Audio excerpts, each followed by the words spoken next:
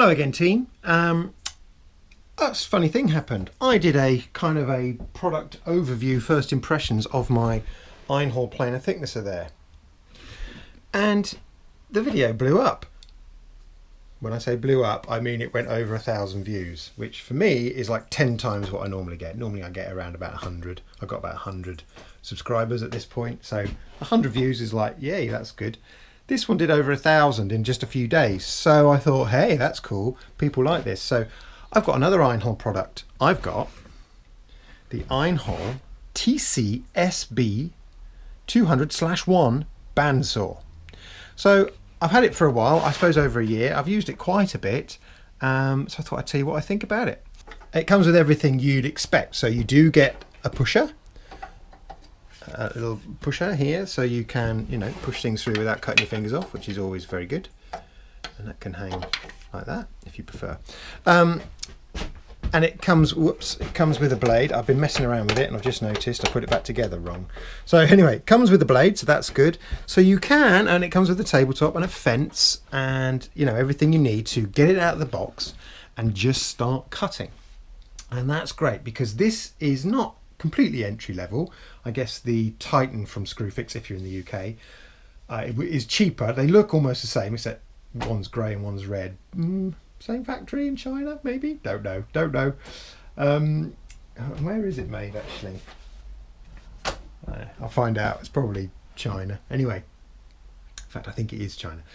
So you can get it out of the box, you can plug it in, and you can start cutting. Fantastic. That's great, especially for people like me who don't really know what they're doing. This would be what you would buy to be your first bandsaw. So get out of the box, away you go. When you then start using it, then you start to come up against things like, oh, that's not 90 degrees, and oh, why is that blade drifting all over the place when I'm trying to do a dead straight cut down a long, you know, trying to rip a piece of wood straight. It's at that point, if you're like me, that you start RTFM, reading the flipping manual. And then you realise that there's loads of little tiny pulleys and little tiny bearings and things and little tiny things that you've got to adjust maybe to get this thing working optimally. So let's have a look at that now. So first of all, you undo this, twiddle, twiddle, twiddle. How's that looking? Yeah, that's okay. Twiddle, twiddle, twiddle, and then that opens up. Whoa! You can also do the same down here. There's only one thing that needs, or a couple of things that need adjusting in here. So I'm going to. It's basically the same. It's basically the same as up here. First of all, the blade tension. The blade needs to be tense. Okay, it needs to be under tension, and it says so that you can adjust it so that you can bend it 1 to 2 millimeters. Well, I can do that. If I want to tighten it up a little bit more, and you just turn that. So I just give it a quarter of a turn, and I don't know. It also says be careful you don't snap the blade. So you know, if I tighten that in more, am I going to snap the blade? I don't know. Anyway, so there's that. Got to adjust that. This, by the way, is normally here. Okay, a little plastic protection thing. You can see actually on mine there's a groove there where this blade has been running and been cutting through there. The reason it did that was because this main pulley here was badly adjusted, and what happened was the blade kind of, is that in focus? I can't see because my eyes aren't in focus. The blade crept forward to here, so it came off the pulley and started running here. Now that's entirely my fault, all right, because I didn't read the instructions and didn't adjust this wheel properly. So on the back is this knob here, and then basically if it runs too far forward you turn it clockwise, if it runs too far to the back you turn it anti-clockwise.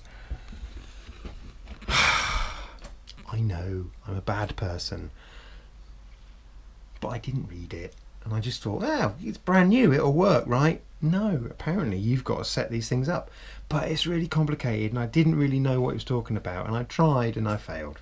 Anyway, I've got it running now so that as this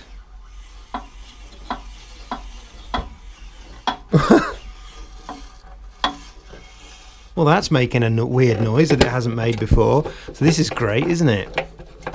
This is live, people.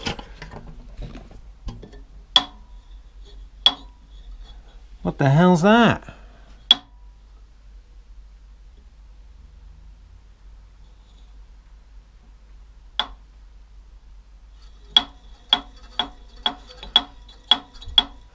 What happens if I slacken it off? Let's never done that before. Slacken it off. Okay. Tighten it up.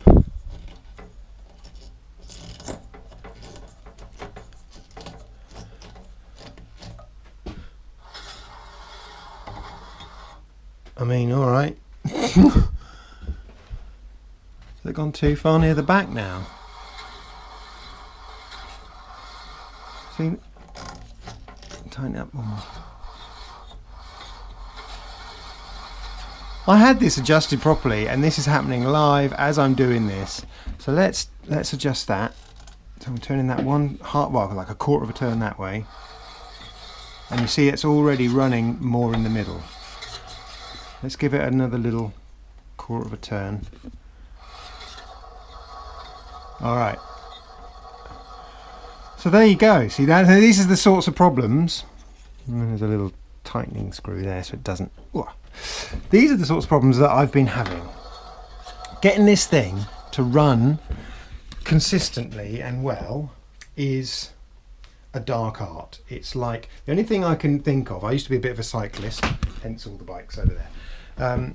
And I've watched a guy true a wheel by adjusting all the spokes, and watching that, I had no idea what he was doing. He was just, this is the similar thing. Getting this to run properly, there's so many things. It's the tension, it's the angle of this wheel, it's the bearing in here. So there's a bearing in there which is supposed to only move when you are cutting. So when you're cutting, the blade gets pushed back, and then that engages that bearing. So that has to be 0.5 millimeter away from the blade. This thing here, which by the way moves around all over the place, is supposed to have these little guiding lugs. Oh, there is a name for them. Can't remember what it is. So yeah, these guiding lugs, 0.5 millimeter away from the blade, but it's all a bit wibbly and squidgy. And it's a similar thing down here.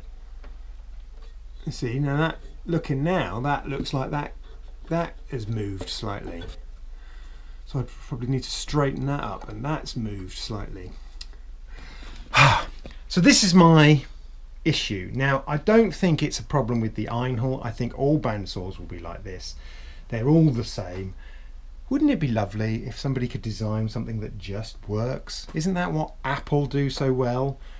You know, I mean, everybody does it now, but when Apple really took off and became on their way to being a $1 trillion company, it should never be allowed. But anyway, that's my communist tendencies.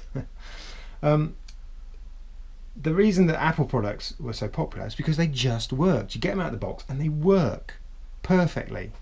And the box was a thing of beauty as well. These things, these tools, I know they are precision bits of engineering, or they should be. You have to finesse them, you have to work with them, you have to improve them, and you know, I mean, this is all plastic here. That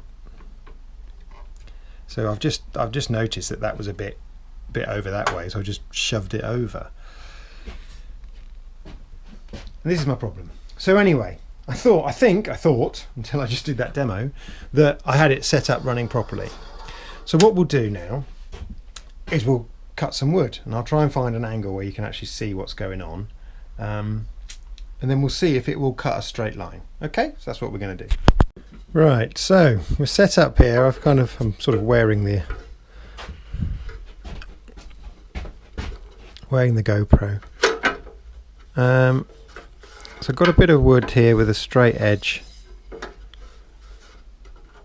and I just want to see if I can just rip down a straight line down here. So we'll go for it, shall we? I'll turn it on.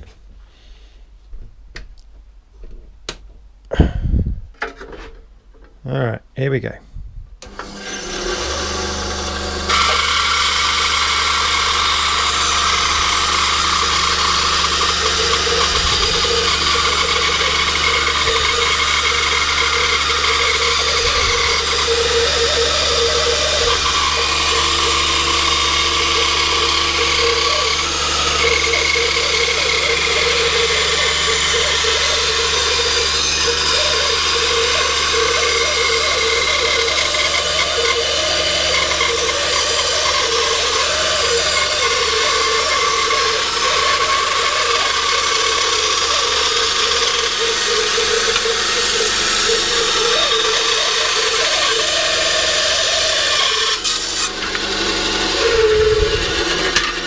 All right. That is not straight, but it's pretty good. It will rip along a line which you would then take to your planer or your plane, your hand plane, and straighten up, I suppose. Now in the past, I'll just take you out of there now. Oh. Now in the past, I have struggled to do that, which I do blame myself for, because I obviously didn't have this set up even remotely correctly. So my advice is, yes, buy the Einhell. If you want a fairly budget tabletop bandsaw, buy it. It will cut things. Do take the time. This is still in the right place, so that's good. I was just checking it hadn't drifted off the wheel. Do take the time to read the manual. Do take the time to set up all those little bits and bobs properly. And if you do that, you'll get something that can rip fairly close to a line, slightly wibbly wobbly, but you know, that's not bad. I can work with that. Okay, so I guess a thumbs up from me for the Einhell TC-SB 200/1. I hope you found this useful. Any questions about it, you can put in the comments below and I'll do my best to answer them. All right, cheers, see you later.